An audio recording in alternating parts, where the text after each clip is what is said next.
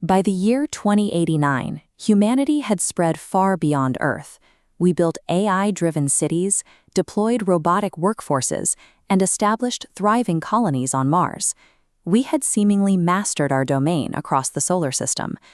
This map shows the interplanetary communication network of the late 21st century. Watch what happens next.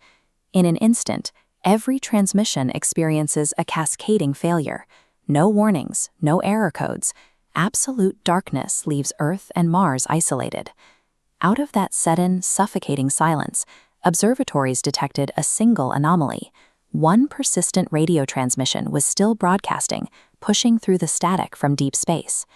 When scientists isolated the frequency, they found a single phrase repeating on an endless loop: "Do not answer us." In a matter of minutes, an advanced, multiplanetary civilization went from absolute control to complete vulnerability. Something far larger than humanity was out there, and it had effortlessly flipped the switch on our entire solar system. Astrophysicist Dr. Aryan Mehta took the lead in analyzing this deep space transmission. He spent weeks breaking down the syntax and acoustic patterns of the signal. This is a linguistic evolutionary tree, plotting the syntax of the broadcast. It shows that the message isn't in an alien language at all. It maps directly onto modern English, heavily evolved, placing its origin exactly 90 years into the future. The data pointed toward a paradoxical reality. Humanity was receiving a direct order from its own descendants, pleading with their ancestors to ignore them. The existence of this message suggested that our current timeline was fragile. Dr. Mehta realized that any decision made in 2089 could serve as the catalyst for the very catastrophe the future was living through. Embedded deep within the signal's data were hidden coordinates. They pointed to a desolate, empty sector of space orbiting Saturn's largest moon, Titan.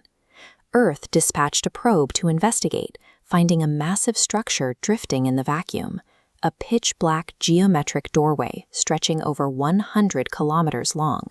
Scientists named it the Gate. Its discovery split the world in two. One faction argued we should activate the structure, hoping to unlock new planets and advanced technologies. The other side pointed out the obvious. Our future selves explicitly warned us to stay away. But you can't put a 100-kilometer alien doorway in our solar system and expect humans to look away. The drive to explore overpowered the fear of the unknown. Earth's government officially authorized the Gate's activation. Treating the Gate as a technological frontier rather than a warning, humanity chose to engage with a system whose scale and intent remained entirely unknown. On the day of activation, energy beams struck the Gate's core, tearing open a glowing portal. Dr. Mehta and an expedition team flew inside, crossing the threshold into the unknown. They didn't emerge into a new galaxy or a lush solar system. They found a starless, infinite void where the entire universe had been hollowed out and replaced by billions of kilometers of unending metallic infrastructure. Drifting through this machinery were the harvesters. They were planet-sized entities constructed from a grotesque fusion of living biology and cold machinery. This illustrates their operational logic. Harvesters don't conquer planets. Instead, they forcibly absorb an intelligent species' entire existence, funneling history, science, and memories into a massive central core. Look closely. Assimilation guarantees eternal survival, but it strips away all individuality, free will, and identity. This was the source of the warning.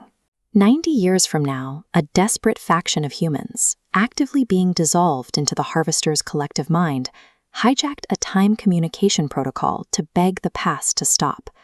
The most terrifying threat in the cosmos wasn't absolute destruction, it was forced, inescapable assimilation into a sprawling alien collective. Dr. Mehta faced a brutal choice. He could bring this infinite knowledge back to Earth, knowing it would cost humanity its soul. Or he could sever the connection, leaving us safely isolated in the dark. He made his decision. While still inside the void, Mehta manually bypassed the Gate's safeties, overloading the structure's core so it would collapse on itself. The explosion tore through the void. The massive metallic ring imploded in a blinding flash, instantly severing the link to the harvesters and trapping Dr. Meta inside forever. Back on Earth, the portal's collapse was celebrated as a permanent victory. Humanity spent the next 10 years enjoying a blissful, ignorant peace, completely unaware that they hadn't stopped the threat, they had only delayed it. Exactly a decade after the gate's destruction, deep space observatories picked up a brand new transmission. The message contained just 3 words: "You delayed us." Moments later, thousands of colossal harvester ships materialized in Earth's atmosphere, blotting out the sky. This model illustrates the concept of the cosmic filter. The gate functioned as a tripwire, designed to flag any civilization that possessed the specific combination of technology and curiosity required to find and activate it. By opening the door, we broadcasted our exact location and technological maturity to the harvesters. We had proven ourselves ready for harvest. Humanity's doom was encoded in its own nature.